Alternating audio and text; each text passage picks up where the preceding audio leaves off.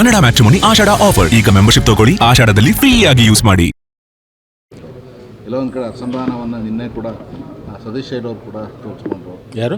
ಸತೀಶ್ ಶೈಲವರು ಕೂಡ ನಿನ್ನೆ ಮೀಟಿಂಗಲ್ಲಿ ಬಂದ ನಂತರದಲ್ಲಿ ಅವರು ಮಾಧ್ಯಮಗಳಿಗೆ ಹೇಳಿಕೆ ಕೊಟ್ಟರು. ಯಾರು? ಸತೀಶ್ ಶೈಲವರು. ಸತೀಶ್ ನಮ್ಮ ಜೊತೆಗೆ ಇದ್ದಾರಲ್ಲ. ಏನು ಅವರು ಕೂಡ ಹೇಳಿಕೆ ಕೊಟ್ಟರು. ಹಿರಿಯ ನಾಯಕರ ಒಂದು ಇದರಿಂದನೇ ನಮಗೆ ತಪ್ಪಿ ಹೋಯಿತು ಅಂತ ಹೇಳಿ ಅರವಿಂದ್ ದೇಶಪಾಂಡೆ ಅವರನ್ನ ನೇರವಾಗಿ ಅವರು ಆರೋಪವನ್ನು ಮಾಡಿದರು. ಈ ರೀತಿಯ ಇದು ಇರುವಂಥದ್ದು ಈ ಅಸಮಾಧಾನ ಹೇಗೆ ಮಾಡ್ತೀವಿ?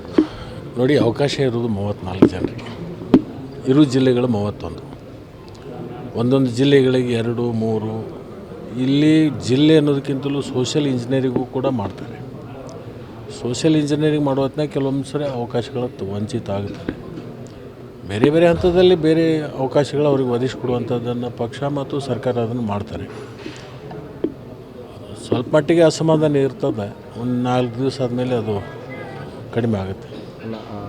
ಈ ಸ್ಮಶಾನ ಹೋದಾಗ ಒಂದು ವೈರಾಗ್ಯ ಬರ್ತೈತಲ್ಲ, ಹಂಗೆ ಸ್ವಲ್ಪ ತಪ್ಪಿದಾಗ ಸ್ವಲ್ಪ ಅಸಮಾಧಾನಗಳು ಬಂದಿರ್ತದೆ. 4-6 ದಿವಸದಲ್ಲಿ ಬಗೆಹರುತ್ತೆ. ಈಗ ಮೊನ್ನೆ ಕೆಲವೊಬ್ಬರು ಶಾಸಕರು ರಾಜೀನಾಮೆಯನ್ನು ಕೊಟ್ಟಿದ್ದರು.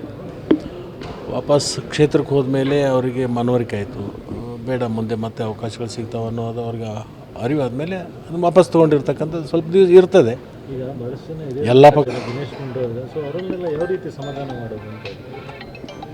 ಅವರು ಅಸಮಾಧಾನ ಆಗೇ ಇಲ್ಲ. ಸಮಾಧಾನ ಮಾಡೋ ಪ್ರಶ್ನೆ ಇಲ್ಲಿ ಕೇಳ್ತಾಯಿರಿ ನೀವು.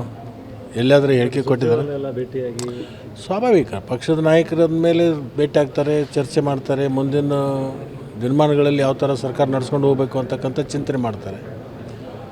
ಈಗ HK ಪಾಟೀಲ್ ಹಿರಿಯ ನಾಯಕರು ಅಸಮಾಧಾನ ಎಲ್ಲಿ ವ್ಯಕ್ತಪಡಿಸಿಲ್ಲಲ್ಲ. ನೀವೇ ಹೇಳ್ತಾ ಇದ್ದೀರಿ ಅಸಮಾಧಾನ ಯಾವ ಥರ ಬಗೆಹರಿಸ್ತೀರಿ. ಅವರು ಅಸಮಾಧಾನ ವ್ಯಕ್ತಪಡಿಸಲ್ದಾಗ ಅಸಮಾಧಾನ ಪ್ರಶ್ನೆ ಇಲ್ಲಿ ಬರುತ್ತೆ. ಈಗ ಈ ಸಚಿವ ಸಂಪುಟ ವಿಸ್ತರಣೆ ಆಗಿ 3 ದಿವಸ ಆಯಿತು, ಬಟ್ ಇನ್ನೂ ಕೂಡ ಖಾತೆ ಹಂಚಿಕೆ ಆಗಿಲ್ಲ. ಅಂದರೆ ಈ ಎಲ್ಲ ಗೊಂದಲಗಳಿಗೆ ಅಥವಾ ಮತ್ತೆ ಖಾತೆ ಹಂಚಿಕೆ ಆದ ಯಡಿಯೂರಪ್ಪನವ್ರು ಮುಖ್ಯಮಂತ್ರಿಗಳಾದಾಗ ನಮಗೆ 2 ತಿಂಗಳು ಖಾತೆ ಕೊಟ್ಟಿರಲಿಲ್ಲ, ಗೊತ್ತಿರಲಿ. 2 ತಿಂಗಳವರೆಗೆ ಖಾತೆನೇ ಕೊಟ್ಟಿರಲಿಲ್ಲ. ಆಮೇಲೆ ಕೊಟ್ಟಿರ್ತಕ್ಕಂಥ ಹಾಗೆ ಓಡಾಡ್ತಾ ಇದ್ದೀವಿ. ಇವತ್ತು ಅಥವಾ ನಾಳೆ ಡಿಕ್ಲೇರ್ ಆಗುತ್ತೆ. ಸರ್, KPSCC ಈಗ ಮತ್ತೆ 310 ಕೆಲವೊಂದು ಕಡೆ ಅಸಮಾಧಾನವನ್ನು ನಿನ್ನೆ ಕೂಡ ಸತೀಶ್ ಶೈಲವರು ಕೂಡ ತೋರಿಸ್ಕೊಂಡ್ರು. ಯಾರು? ಸತೀಶ್ ಶೈಲವರು ಕೂಡ ನಿನ್ನೆ ಮೀಟಿಂಗಲ್ಲಿ ಬಂದ ನಂತರದಲ್ಲಿ ಅವರು ಮಾಧ್ಯಮಗಳಿಗೆ ಹೇಳಿಕೆ ಕೊಟ್ಟರು. ಯಾರು? ಸತೀಶ್ ಶೈಲವರು. ಸತೀಶ್ ನಮ್ಮ ಜೊತೆಗೆ ಇದ್ದಾರಲ್ಲ. ಏನು? ಅವರು ಕೂಡ ಹೇಳಿಕೆ ಕೊಟ್ಟರು. ಹಿರಿಯ ನಾಯಕರ ಒಂದು ಇದರಿಂದನೇ ನಮಗೆ ತಪ್ಪಿ ಹೋಯಿತು ಅಂತ ಹೇಳಿ ಅರವಿಂದ್ ದೇಶಪಾಂಡೆ ಅವರನ್ನ ನೇರವಾಗಿ ಅವರು ಆರೋಪವನ್ನು ಮಾಡಿದರು. ಈ ರೀತಿಯ ಇದು ಇರುವಂಥದ್ದು ಈ ಅಸಮಾಧಾನ ಹೇಗೆ ಮಾಡ್ತೀವಿ? ನೋಡಿ, ಅವಕಾಶ ಇರೋದು 34 ಜನರಿಗೆ, ಇರೋ ಜಿಲ್ಲೆಗಳು 31. ಒಂದೊಂದು ಜಿಲ್ಲೆಗಳಿಗೆ 2, 3.